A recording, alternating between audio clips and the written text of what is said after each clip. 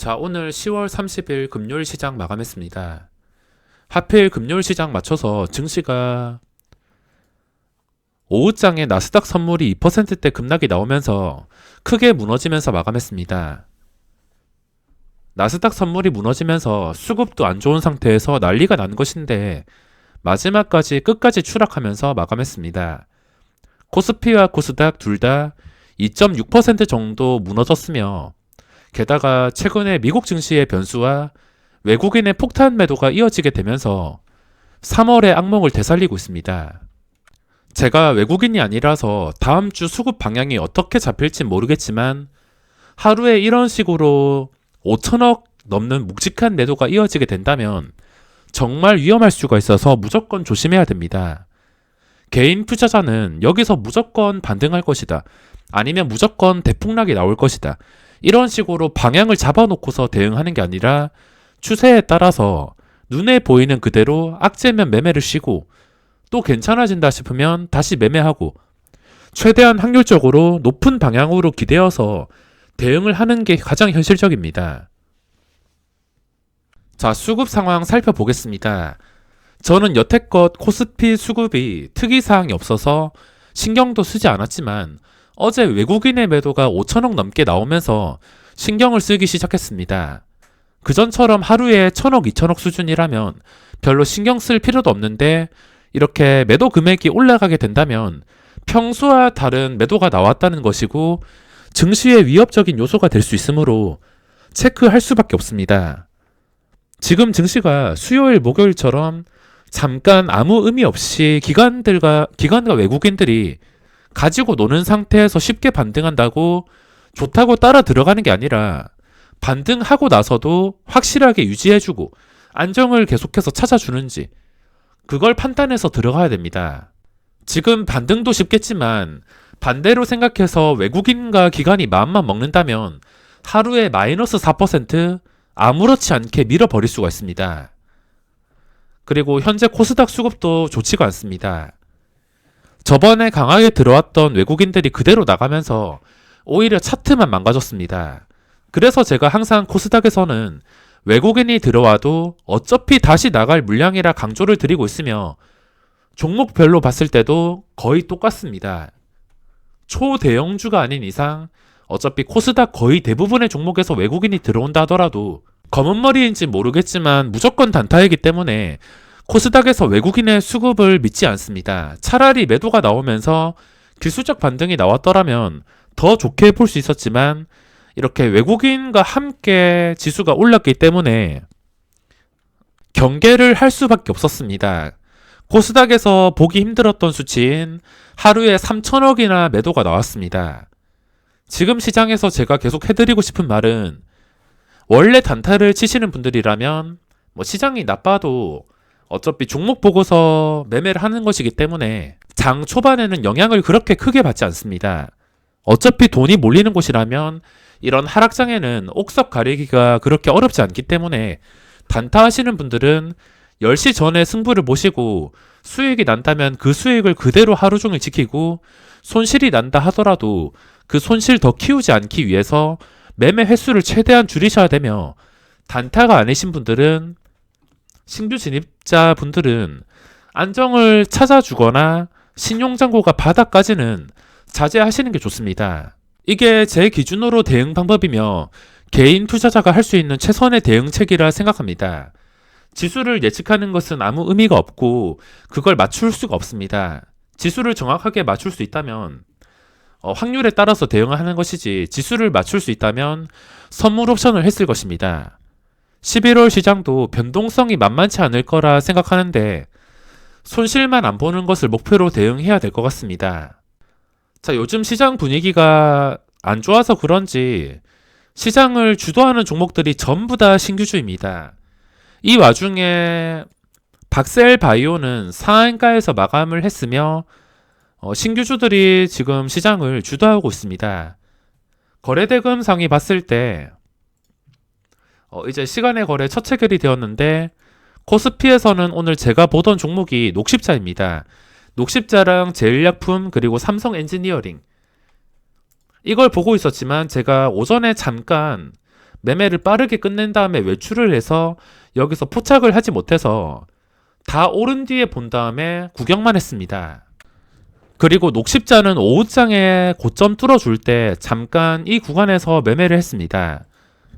그리고 코스닥, 이 녹십자 제 매매 포인트는 이때 제가 좋아하는 차트인데 황금선 회복해주고서 유지가 되면서 계속해서 밀리지 않고 고점을 뚫어줄 때, 저는 이 구간을 정말 좋아합니다. 그래서 이 구간을 공략했으며, 올려드리지 못한 매매 영상은 주말에 올려드리도록 하겠습니다.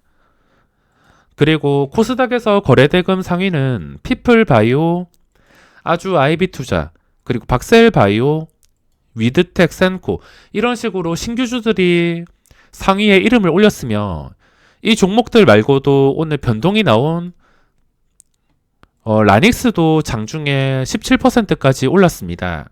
이렇게 신규주들 쪽에서만 돈이 몰리고 있으며 지금 시장에서 신규주를 제외시킨다면 매매할 종목들이 거의 없습니다.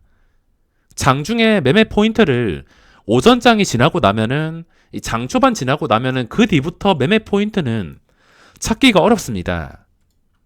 지금 거의 대부분의 종목들이 그런 상태이며, 저는 개인적으로 3월 시장보다 단타치기에는 나쁜 시장이라 생각합니다. 종목들이 굉장히 까다로우며 3월 시장에는 시젠이나 다른 일부 바이오 종목들이 활발하게 움직였는데 지금은 활발하게 움직이는 종목들이 제한되어 있습니다. 이때는 키트주, 마스크 관련주, 이런 종목들이 시장에 거래대금을 발생시키면서 시장을 이끌었지만 지금은 신규주들이 시장을 이끌고 있습니다. 거래대금도 줄어든 상태에서 이대로 투자 심리가 위축이 된다면 점점 줄어들어서 7조 원, 6조 원대까지도 떨어질 가능성도 생각을 해봐야 됩니다. 거래대금으로 종목을 찾아야 되는데 최근에 좀 많이 오른 것들, 이런 거 고점에 무리해서 들어가다가 큰일 날 수가 있습니다. 그 전에 보유한 사람들은 당연히 하루에 5%가 떨어진다 하더라도 아무렇지 않겠지만, 버틸 수 있겠지만 고점에 들어가게 된다면 대응 자체가 달라지기 때문에 최근에 많이 오른 신규주들 도저히 신규 진입으로 접근을 할 수가 없습니다. 박셀바이오도 제가 시장 탓을 하면서 들어가진 않았는데 중간중간에 단타만 쳤습니다. 만약에 시장이 정말 괜찮아서 제가 이때 들어갔다 하더라도 갑자기 이런 시장이 나왔더라면 아마 버티지 못하고서 수익을 챙겼을 것 같습니다. 최근에 활발하게 움직인 신규주들, 그리고 오늘 위드텍이라는 종목이 상장했는데 뻥튀기가 50%나 되었습니다. 저도 이 종목을 보면서 이제 장 초반에 녹십자랑 센코랑 그리고 위드텍 이렇게 보고 있었는데, 위드텍은 점상에 험해수 있다가 그리고 한 58분쯤에 10%까지 빠졌습니다. 험해수가 빠지면서 공모가 대비 10% 정도까지 빠졌다가 나머지 1, 2분 동안 그 10%에서 이제 서로 체결되려고 50%까지 올라서 시작을 했습니다. 지금은 워낙 신규주 쪽으로 시선이 쏠려서 위드텍이 올랐다곤 하지만 평소에 봤을 때 시작 전에 그런 식으로 뻥튀기가 된다면, 그런 식으로 엄청나게 가볍게 뻥튀기가 된다면 다른 종목으로 비교를 해봤을 때 이 종목이 아무 호재도 없이 그냥 1분 만에 40%가 올랐다 생각하시면 됩니다. 당연히 주포도 없고 아무 호재도 없는 상태에서 갑자기 플러스 40%에서 거래가 된다면 기존에 가지고 있던 구주주들의 매도가 나올 수밖에 없습니다. 근데 워낙 강해서 그렇게 뻥튀기가 되었음에도 시작하자마자 거의 눌리지도 않고서 2% 정도 눌렸습니다. 2% 눌린 다음에 그대로 상승이 나왔는데 장중에 24%까지 갔습니다.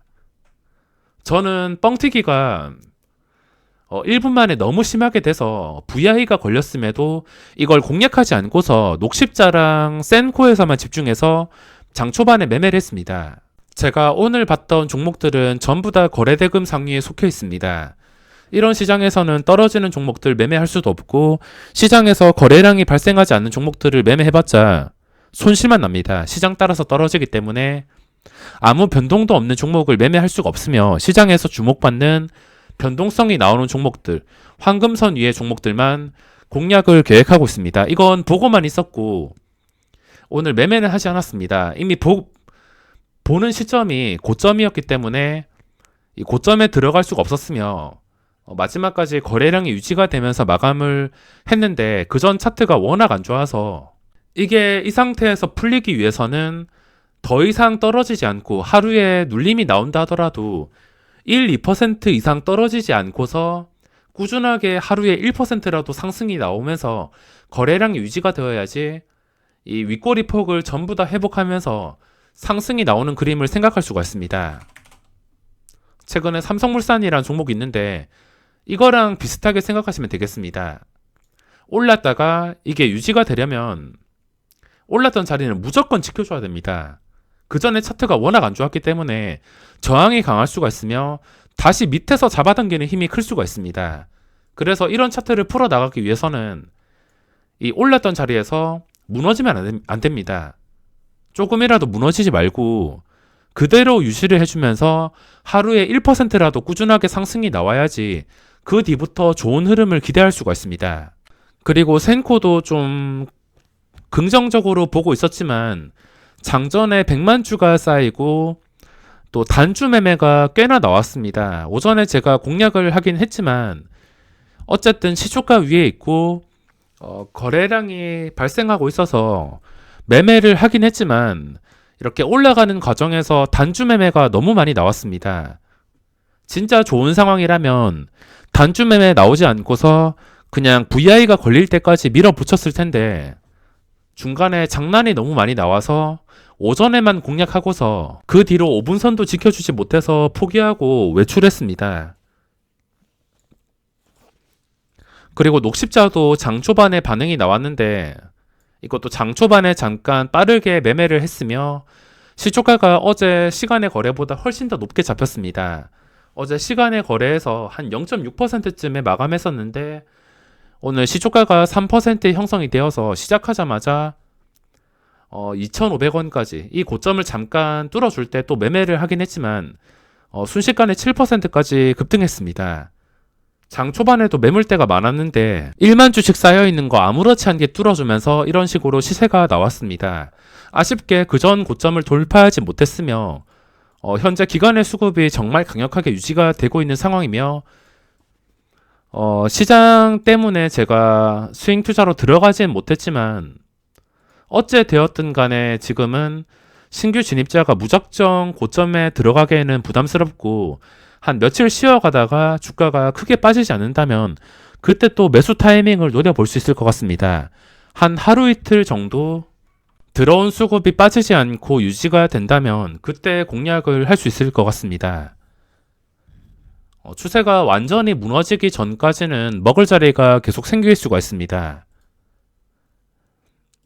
그리고 위드텍 현재 시간의 거래에서 벌써 3%나 오르고 있는데 이거는 시간의 거래 종가를 보고서 너무 많이 오른다 싶으면 힘들 것 같고 적당히 마감한다 싶으면은 오늘 첫날 캔들은 그렇게 나쁘지가 않습니다. 이런 캔들 상태에서 오른 종목도 있긴 하지만 아무래도 50% 뻥튀기 된 상태이고 다른 종목들보다 거래대금이 부족한 상태이기 때문에 쉽게 풀어나갈 생각을 하면 안 될 것 같습니다. 그래도 지금 시장에서 기본적인 변동성이 이렇게 쉽게 나오고 있는 편이라서 어째 되었든 간에 월요일 시초가 기준으로 대응을 한다면 신규주 특성상 먹을 자리를 만들 수가 있습니다. 근데 시작하고 나서 시초가도 못 지켜주고서 무너진다 싶으면 그건 시초가 아래에서 진입을 한다면 떨어지는 칼날을 잡는 것과 다를 게 없기 때문에 항상 기본적인 가격인 시초가 위에서만 공략을 하는 게 수익을 노릴 수가 있습니다. 그리고 두산중공업도 제가 보고 있었는데 이것도 제가 장 초반에 잠깐 진입했습니다. 장 초반에 뛰어오를 때 진입을 했는데 그대로 물려서 두 개 호가 밑에서 손절했습니다. 오늘 가야 될 자리였고 현재 중요한 자리는 14,000원입니다. 이게 14,000원 기준으로 이거 위에 있냐 아래에 있냐 그거에 따라서 호재냐 악재냐 갈릴 수가 있기 때문에 지금 14,000원 뚫어주고 나서 음봉이 나왔다는 것은 쉽게 생각했을 때 중요한 자리에서 가야 되는데 가야 될 자리에서 못 간 것이기 때문에 이건 다시 14,000원 종가로 유지해주지 않는 이상은 조심해야 될 것 같습니다. 어제처럼 또 종가를 14,000원 위에서 형성을 시킨다면은 그때 또 공략을 할 생각입니다. 그게 아니라면은 지금 떨어진다 해서 잡다가 가야 될 자리에서 못 간 것 때문에 다시 황금선까지 내려앉을 수가 있습니다. 종목을 그래 많이 보는 게 아니라서 이거 말고는 보던 종목이 없으며 전부 다 거래대금 상위에 있는 종목들입니다. 다음 주 외국인 수급이 정말 중요하게 되었는데 자신이 없다면은 장 초반에도 무리해서 매매할 필요가 없습니다. 무조건 장 초반에 수익을 보는 게 아니라 장 초반에 변동성이 있는 만큼 손실도 쉽게 볼 수 있습니다. 그럼 주말 동안 추가 영상 올려드리도록 하며 이번 영상은 여기서 마무리하겠습니다.